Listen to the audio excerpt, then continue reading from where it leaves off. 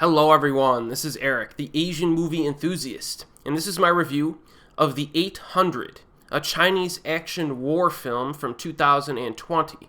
Now, China has made some really good war films over the years. If you have not seen City of Life and Death from 2009, you absolutely need to watch that one first. It's the best one I've seen, and it's one of the greatest war films of all time, in my opinion. But what about the more recent film here, The 800? Well, let's find out. So during the early days of the Second Sino-Japanese War, and on a greater scale World War II, the Imperial Japanese Army invaded Shanghai, which became known as the Battle of Shanghai. Now, after holding back the Japanese for 3 months and suffering heavy losses, the Chinese army was forced to retreat due to the danger of being encircled. A lieutenant colonel of an under-equipped division of the National Revolutionary Army led 452 young officers and soldiers to defend Sihang Warehouse against a much larger Japanese army. Now, the decision was made to provide a morale boost to the Chinese people after the losses of Beijing and Shanghai, and help spur support from other countries who were in full view of the battle from the international settlement in Shanghai just across the Suzhou Creek. So, what makes The 800 a bit different from your typical war film is the premise itself. I'm not talking about the outnumbered band of brave souls who defend a position against insurmountable odds. We've seen that done a million times before in movies. What I am talking about is the international settlement that was sitting on the other side of this creek, which had a comparably normal existence in full view of a wartime battle. Now, these people across the creek would actually stand near the creek in like restaurants or hotels, whatever, and watch the chaos as it played out immediately in front of them on the other side of this creek. I do not think I've seen that before in a war film, at least not a film that uses that as its main premise. And I was actually a little bit skeptical of this, because I was like, did this event actually happen in real life? It's such a bizarre thing that would happen. But, lots of insane things happen during war. Now, this is apparently based on a true story, and one of the interesting aspects is that the Japanese military themselves had to be a little careful in the situation while they're attacking the Chinese in this warehouse, because if they mistakenly cause devastation on the other side of the creek from heavy weapons fire or whatever, it could be a problem for them. You know what I mean? Because this special area was like a foreign concession area. I looked this up. So it was inhabited by Chinese, Americans, and Europeans, and maybe some other countries. So the Japanese did not want to provoke an incident with other countries, because at that time they wanted to keep them out of the war. You know what I mean? They're like, no, we don't want to, the Americans and the Europeans might be providing maybe ancillary support to the Chinese military, but we don't want them getting into the war and sending their military after us right now. So that was part of the situation. It was kind of delicate on both sides of the Chinese and the Japanese while they're fighting it out in this warehouse.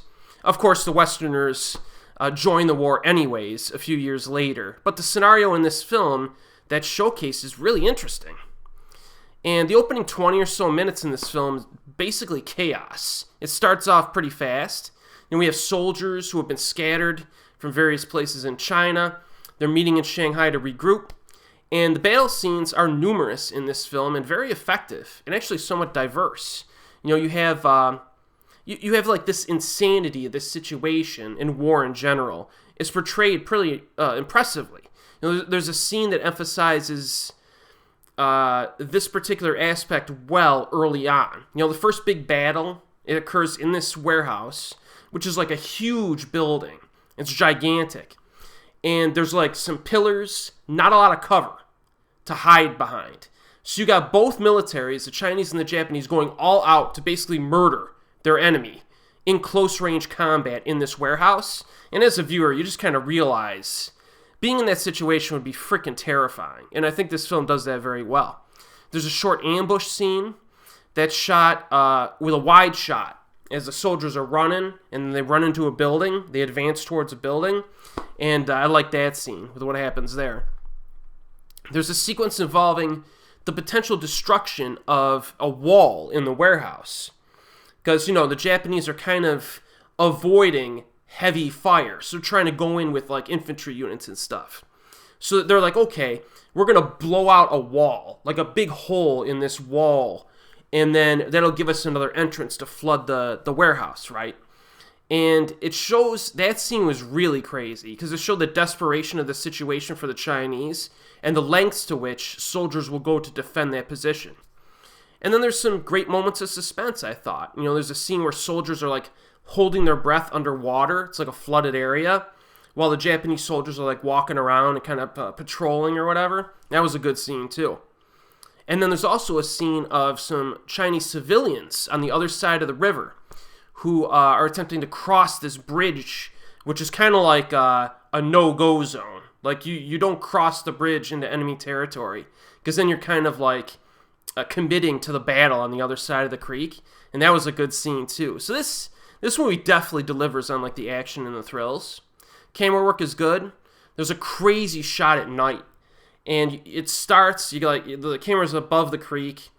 The other side of the creek, it's showing you lit up like a city at nighttime. Almost, like I said, almost normal existence. And then the camera pans to the other side of the creek, and it's just like devastation, blown out buildings and everything. It's pretty crazy. Like, the comparison is very nicely shown there. Now, at first in this film, you might think that there's going to be a lack of character development or story, and I think some reviewers have claimed that that's the case, but I do think that we do get a good amount of character moments to help us get a feel for these people. For example, there's a very good dramatic scene involving the Chinese military, and they have a discussion on whether or not they should raise their national flag to provoke a stronger Japanese attack. And it's kind of an interesting discussion. Like, you might think, well, why would you do that? But they bring up some points as to why you might want to. So I thought there's some good character moments in this, I think. Now, every week I feel like I'm reviewing a Wu Zhang movie. It's like every week I'm reviewing a movie with this guy. But he's here in this film, again, in a supporting role. If you remember him in something like Wrath of Silence, which I reviewed a few weeks ago, he was like almost kind of like a badass in that movie. In this film, he's very kind of meek, kind of cowardly at times, but he has a nice little character arc in the film. He's just trying to survive, though. You know what I mean? So that's pretty cool. He has a good range as an actor. I like him quite a bit. But I think everyone in the film gives a good performance. No weak points in that regard. So, there really isn't a whole lot of bad things to say about this flick. I mean, certain aspects of the ending might feel slightly abrupt or maybe unresolved. But that's not a big problem for me. I think I would definitely recommend the 800. This is a good flick. If you want like a recent war movie that kind of delivers, I recommend this. It's currently available on Amazon streaming. And as always, we will see you next time.